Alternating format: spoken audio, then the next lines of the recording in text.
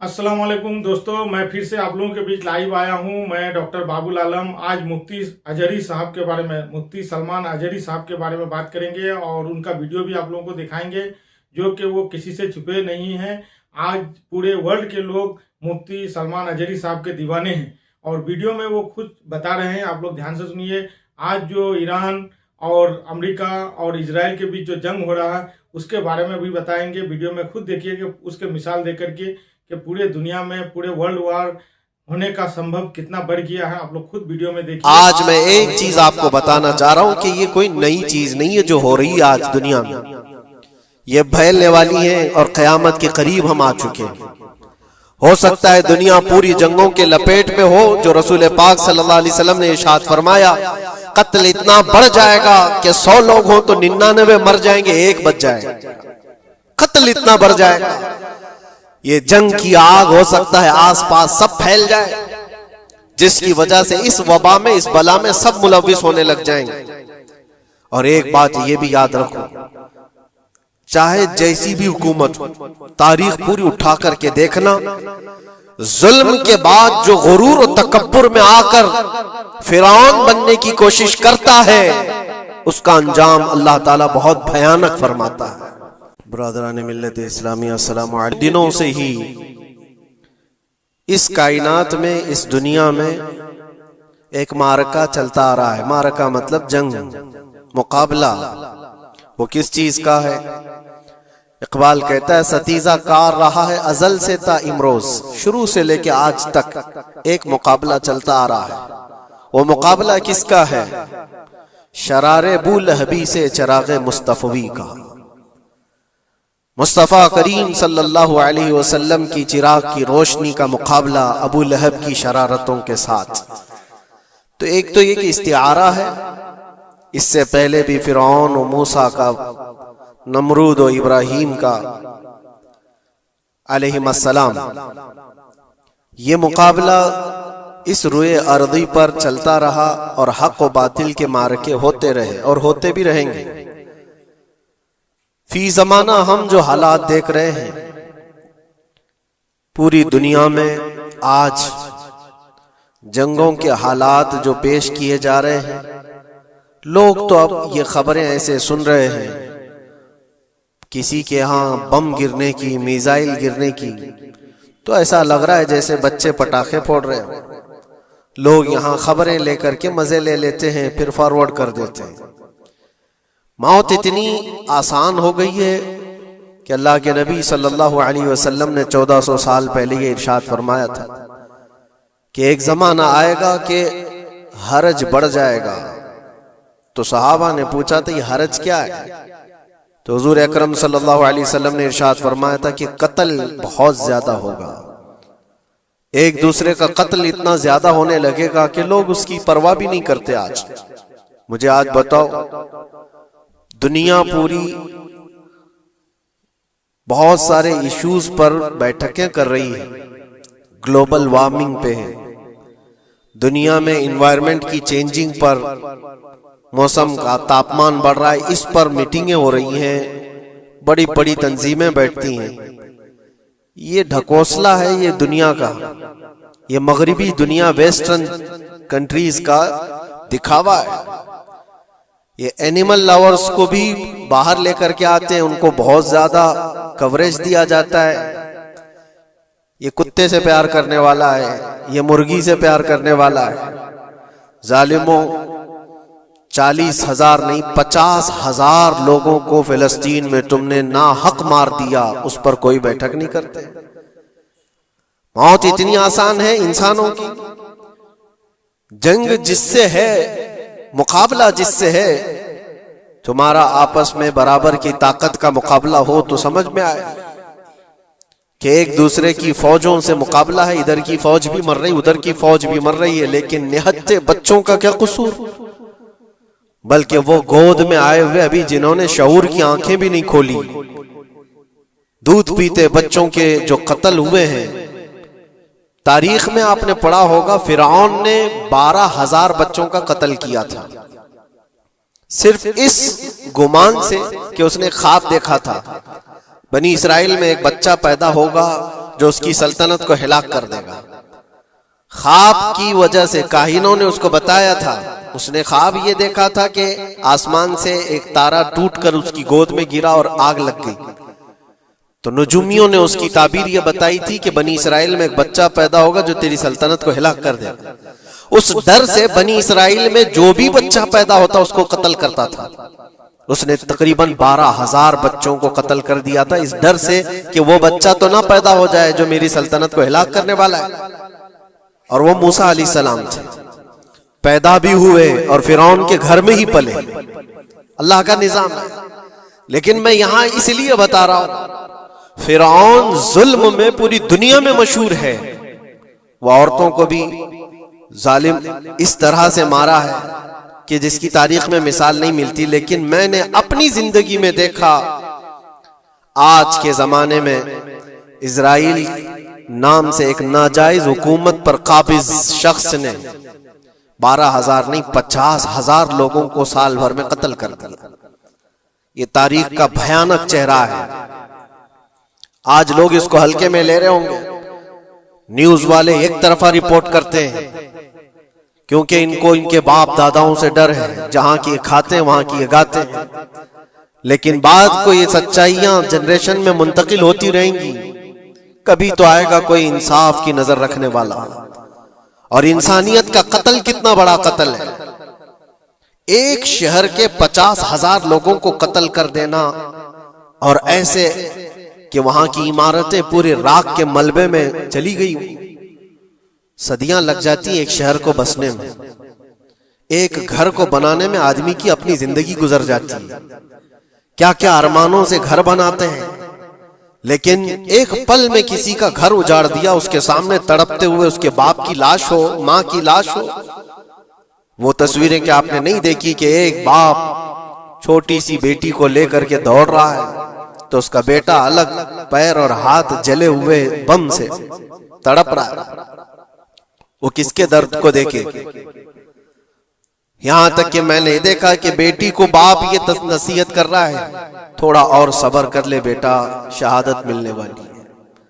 कौन करता है मौत से पहले अपने बच्चे को इतनी तलकीन कर दे। हालात ऐसे। दूसरे एक कि वहां पर खाने पीने की ऐड कोई जा नहीं सकती, उस पर पाबंदी। दवाइयां ना जाए, उस पर पाबंदी। दुनिया का कोई कानून इस चीज को जायज ठहराता है? मुझे बताओ, आतंकवाद का राग अलापने वाले इन बातों को क्या कहेंगे? इंसानियत अगर कहीं है तो उसका तस्वुर तो करो। किसी के फंडामेंटल राइट्स होते हैं, बेसिक राइट्स होते हैं, खाना पीना, ये उसका इंसानी हक है। दुश्मनी तुमसे जिनकी है उनके साथ मुकाबला करो, आम शहरियों के साथ नहीं। मुखबिर सादिक रसूल अकरम सल्लल्लाहु तआला अलैहि वसल्लम की तालीमात देखो। जिहाद को लेकर जो प्रोपेगेंडा तुम फैलाते हो और हर चीज को जिहाद का लफ्ज दे करके एक ऐसा नैरेटिव क्रिएट करते हो कि लोगों के दिमाग में एक प्रोपेगेंडा फैल जाए। आओ मैं तुम्हें सुनाता हूँ, रसूल पाक सल्लल्लाहु तआला अलैहि वसल्लम जब सहाबा जिहाद में जाते तो उनको किन बातों की तलकीन करते थे। सबसे पहले मुजाहिदीन सहाबा से कहते, जिस जगह तुम जा रहे हो मुकाबला तुम्हारा जिनके साथ है उन्हीं से मुकाबला करना। जो तुम्हारे खिलाफ तलवार उठाए उसके खिलाफ तुम तलवार उठाओ। और रास्तों पर बैठे हुए बूढ़ों को हाथ ना लगाना, किसी औरत के साथ छेड़छाड़ ना हो। क्या बारगाह औरतें अगर कैद में आ जाएं तो उन्हें छोड़ दें। रब तबारक व तआला खुद फरमाता है, सयअलमुल्लज़ीना ज़लमू अय्य मुनक़लबिन यनक़लिबून। अनकरीब जालिम ये देख लेंगे कि किस पलटी में अल्लाह ताला उन्हें गिराने वाला है। जो जाल वो अपने दुश्मनों के लिए बुनते हैं, अल्लाह ताला उसी जाल में उनको फंसाता है। आज देखना आप, तारीख की सच्चाइयां आपको इस बात का जवाब देंगी। जालिम ये समझता है कि मैं खुदा के बराबर हो चुका, मुझे कोई भी हिलाक नहीं कर सकता। अल्लाह ताला फरमाता है, इन्नमा तकुनु युद्रिकुमुल मौत वलौ कुंतुम फी बुरूजिम मुशय्यदा। तुम मजबूत किले में क्यों ना बैठे हो, मौत तुम्हारे पास आकर पकड़ लेगी। और रब तबारक व तआला के लिए कोई चीज नामुमकिन है। लोग आज हवा बनाते हैं, कि एयर डिफेंस सिस्टम इतना बड़ा है, कोई कुछ नहीं कर सकता। एक छोटे से पिद्दे से एक नाजायज कंट्री को महफूज दिखाने के लिए दुनिया पता नहीं क्या क्या बातें वायरल करती है। इजराइल के पास आयरन डोम है, एयर डिफेंस सिस्टम इतने बड़े हैं, कोई नहीं आ सकता। वो खुदा है? कोई खुदा है? लेकिन दुनिया आज देख रही है, बहुत सारी चीजों को देख रही है। मुझे यहां पर किसी के सिलसिले में नहीं कहना है, लेकिन एक बात कहना है कि नशा में चूर, घमंड में चूर जो बंदा होता है, अल्लाह ताला कभी उसको मच्छर से भी हिलाक करता है। बहुत बड़ी ताकत का इससे मुकाबला होना जरूरी नहीं। तुम्हारे पास होगा बहुत बड़ा सिस्टम, लेकिन रब तबारक व तआला जब इंतकाम ले ले तो फिर तुम्हारे लिए बहुत बड़ी ताकतों की जरूरत नहीं। आपको मैं तारीख बताऊं, इराक में नमरूद एक जमाने में इस तरह की हरकत किया था कि उसने एक बहुत बड़ी इमारत बनाई थी, और उसके मुताबिक बात ये थी कि वो 1000 लोगों से तन्हा लड़ सकता था, इतनी उसकी ताकत थी। शेर से खुद मुकाबला करता था, कभी डरता नहीं था। नमरूद की ताकत मशहूर थी उस जमाने में, और सारे लोग उसकी ताकत का लोहा मानते थे, हत्ता कि वो कभी अपनी जिंदगी में बीमार नहीं हुआ था। आदमी जब बीमार नहीं होता तो उसका गुरूर बढ़ जाता है, सोचता है मुझे कुछ हो नहीं सकता। नमरूद ने उसके बाद ये देखा सारी दुनिया मेरे कब्जे में है, ताकत और दौलत के जखीरे सब उसके पास से, लेकिन एक चीज नहीं थी, मौत। मौत पर कंट्रोल। इसको कैसे किया जाए कंट्रोल? यानी मरने से बच तो नहीं पाएगा, ये कंट्रोलिंग पावर भी हमारे पास होना चाहिए। उसने एक बहुत बड़ी इमारत बनाई, कहा कि खुदा आसमानों में होता है, हम इतनी बड़ी इमारत बनाएंगे कि उन इमारतों पर चढ़कर खुदा को ललकारेंगे। आजा मैं मुकाबला करता हूं, और मुकाबला करके मैं खुदा को गिरा दूंगा किसी भी तरह से। अगर मुझसे ना हो सके तो पूरी फौज को तैयार करूंगा। खुदा से लड़ाई लड़ करके एक बार वो मौत और हयात का पावर अपने हाथ में ले लेंगे, फिर हमको जब तक चाहे जीना है। कहां की खाम ख्याली। लेकिन उसने बनाया, पूरी दुनिया भर से लोगों को जमा किया, सबकी जुबान एक बनाया, सबकी करेंसी एक बनाया, सारी उस पूरी दुनिया के लोग उसकी फौज में। सबको ये बावर कराना शुरू किया कि हमारी लड़ाई है दुनिया से नहीं, हमारी लड़ाई क्रिएटर से, खालिक से। हम उससे पावर छीन लेंगे एक बार, और फिर अपने हाथ में मौत और हयात का कंट्रोल रखेंगे। जिसको जितनी लंबी उम्र चाहिए मैं दूंगा, जिसको जब तक जीना है मैं दूंगा। अजल तक, अजल से लेकर अबद तक, ये सारे ख्यालात उसके थे, और उसने जमा किया, इमारत भी बनाया, फौज भी तैयार किया। क्या रब तबारक व तआला ये नहीं देख रहा था? उसकी तैयारी, उसका जमा करना, उसकी इमारत बनाना, बहुत दिनों तक ये सब काम चलता रहा। रब तबारक व तआला किसी से गाफिल नहीं, दिलों में गुजरने वाले हालात से भी बेखबर नहीं, लेकिन बंदे को रब तबारक व तआला ढील देता है। कुरान में रब ताला फरमाता है, वला यहसबन्नल्लज़ीना कफरू अन्नमा नुमली लहुम खैरुल लिअन्फुसिहिम इन्नमा नुमली लहुम लियज़दादू इस्मा। काफिर जो उनको ढील मिली है, ये न समझें कि हमने जो उनको छोड़ रखा है उनके लिए बेहतर है, बल्कि इसलिए हम छोड़ रखे हैं कि वो और ज्यादा करें, और ज्यादा करें। लियज़दादू इस्मा वलहुम अज़ाबुम मुहीन, फिर हम जिल्लत वाला अजाब उन्हें देने वाले हैं। ये मत समझ लो कि रब तबारक व तआला इन सब चीजों से बेखबर है। नमरूद इतना सब करता रहा, अल्लाह ने उसको छोड़ रखा। बना ले, लंबी इमारत बना, फौज भी बना ले, सारी चीजें बना लिया। मुकाबले के लिए उसने दिन भी तय कर लिया। उसके बाद उसको खुदा से लड़ाई लड़नी थी, कहां खुदा तक पहुंचने की बात। लेकिन बंदा जब गुरूर और तकब्बुर में आता है तो वहां तक भी सोचता है, उसे मौत पर कंट्रोल हासिल करना था, बस ये एक चीज थी।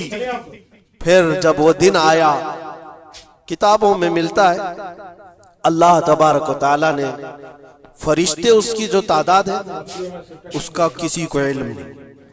बारिश के जितने कतरात गिरते हैं ना, एक एक फरिश्ता बूंद लाकर रखता है।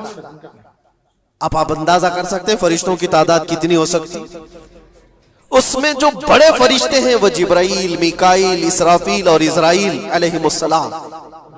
जो सरदार मलाइका हैं, फरिश्ते हैं, उनके अपने अपने काम हैं, बहुत पावरफुल फरिश्ते हैं, इनकी बात नहीं कर रहा। किसी एक आम फरिश्ते को रब तबारक व तआला ने बुलाया और फरमाया, जाओ जमीन पर हमारे एक बंदे ने हमसे लड़ाई का इरादा कर लिया, उसकी ताकत और कुव्वत और उसकी जमा शुदा सारी चीजों को देख करके आओ। वो फरिश्ता जमीन पर आया, जिस जगह पर उसने ये सब जमा किया था, फरिश्ता उतरकर सिर्फ अपने पैर हिलाया था, पूरी इमारत भस्म हो गई। कुछ नहीं किया था, उसकी बनाई हुई इमारत भस्म हो गई। जितनी फौज जमा किया था सब कीड़े मकोड़ों की तरह मर गए और सबकी जुबानें मुख्तलिफ हो गई, कोई एक दूसरे को पहचान नहीं पा रहा। ये मिनटों की भी बात नहीं थी, सेकंडों की बात थी। फरिश्ता वापस चला गया, नमरूद का जवाल हो गया, खत्म हो गया। ये तारीख की एक बात है और ये रिवायत हम अपनी किताबों में नहीं रखते, ये रिवायत यहूदियों की किताबों से ही है। यहूदी इस बात को यकीन करते हैं और इसी वजह से इस बात पर वो दोबारा अमल करने के लिए फिर कोशिश में है। न्यू वर्ल्ड ऑर्डर जो कहा जाता है, पूरी दुनिया को इकट्ठा करना, एक करेंसी बनाना, एक लैंग्वेज पर लाना और सबको मिला करके एक ताकत हासिल करना, स्पेस पर जाना और फिर वही चीजें दोहरानी जा रही है दुनिया। वही चीज एक दोबारा बार ट्राई करना है, जिसके लिए आपको पता है ये छोटी सी कौम पूरी दुनिया पर कंट्रोल हासिल करने के कैसे कैसे ख्वाब देखती है। अगर आप जाएं, इस्लाम दुश्मनी तो इनकी पुरानी है, लेकिन ये जो 50,000 लोगों का कत्ल है, ये सिर्फ और सिर्फ उनके अपने एक छोटे मकसद के लिए। हो सकता है बहुत सारी बातें, गजा पट्टी एक ही इलाका बचा हुआ है फिलिस्तीन का, बाकी सब तो ये कब्जा कर चुके 1947 के बाद, 48 के बाद। छोटा सा हिस्सा जो बाकी गजा पट्टी, जिसकी 20 लाख की आबादी, उस इलाके पर इतनी ज्यादा क्यों क्रूरता है, क्यों? बाकी सब जगह पर और भी दीगर जगह पर, यरूशलेम में, वेस्ट बैंक में, कई जगहों पर मुसलमान आबाद हैं। ये गजा के लिए क्यों इस कदर सख्तियां हैं? दुनिया को बताने के लिए तो ये एक आतंकवाद जमात है हमास, जिसका मुकाबला करने के लिए हम ये हमले कर रहे हैं, लेकिन आज तक ये दुनिया को बता नहीं सके कितने हमासियों को कत्ल किया।